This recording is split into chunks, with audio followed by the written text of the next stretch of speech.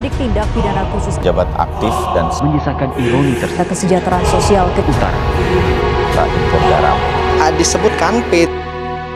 Nah, ini dia yang pertama. Jumlah kasus korupsi 9/50. sangka kasus gratis Sebagai tersangka 1 miliar rupiah KPK karena dugaan korupsi Kejaksaan Agung juga dijerat dengan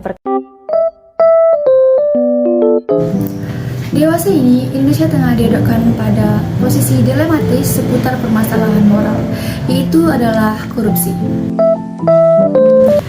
Korupsi sendiri adalah perbuatan yang dilakukan dengan niat untuk mendapatkan beberapa keuntungan yang bertentangan dengan tugas resmi atau kebenaran-kebenaran lainnya. Berdasarkan laporan Indonesia Corruption Watch, kerugian negara yang diakibatkan oleh kasus korupsi mencapai sekitar 62,93 triliun pada tahun 2021 dan nilai kerugian negara tersebut pun naik sekitar 10,91% dibandingkan pada tahun sebelumnya, yaitu sebesar 56,74 triliun rupiah. Ada 3 strategi pemberantasan korupsi yang tengah dijalankan di Indonesia. KPK menyebutnya Trisula Pemberantasan Korupsi. Layaknya Trisula yang memiliki 3 ujung yang tajam, Trisula Pemberantasan Korupsi memiliki 3 strategi utama, yaitu penindakan, pencegahan, dan pendidikan. Mari kita bahas satu persatu mengenai Trisula Pemberantasan Korupsi KPK. Yang pertama itu ada sula penindakan.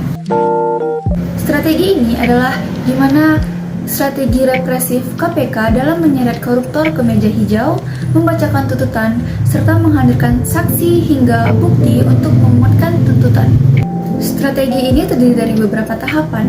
Yang pertama yaitu penanganan laporan aduan masyarakat, penyelidikan, penyidikan, penuntutan, hingga eksekusi. Yang kedua itu ada sula pencegahan.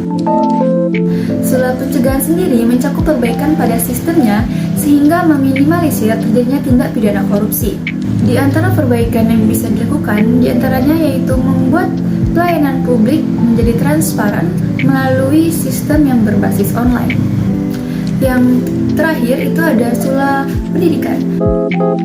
Sula pendidikan dapat dilakukan dengan penggalakan kampanye dan edukasi untuk menyamakan pemahaman serta persepsi masyarakat mengenai tindak pidana korupsi.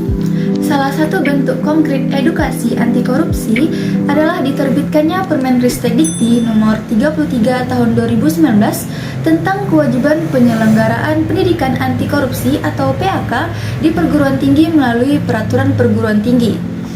Perguruan tinggi negara ataupun swasta wajib mengadakan mata kuliah pendidikan anti korupsi untuk para mahasiswanya. Di antara ketiga trisula anti korupsi yang telah dijelaskan tadi, ada 9 nilai anti korupsi yang patut kita ketahui. Yang pertama itu ada jujur, disiplin, adil, berani, tanggung jawab, kerja keras, mandiri, sederhana, dan peduli. Tentunya, trisula pemberantasan korupsi dan nilai-nilai anti korupsi tadi tidak akan berhasil jika hanya dilakukan oleh KPK. Hal ini membutuhkan peran serta semua pihak untuk mewujudkan negara yang bebas dari korupsi. Bangsa yang paling bahagia adalah bangsa yang bebas korupsi. Maka dari itu, sebelum terlambat, mari kita bersama-sama hancurkan korupsi. Generasi milenial, generasi bebas korupsi.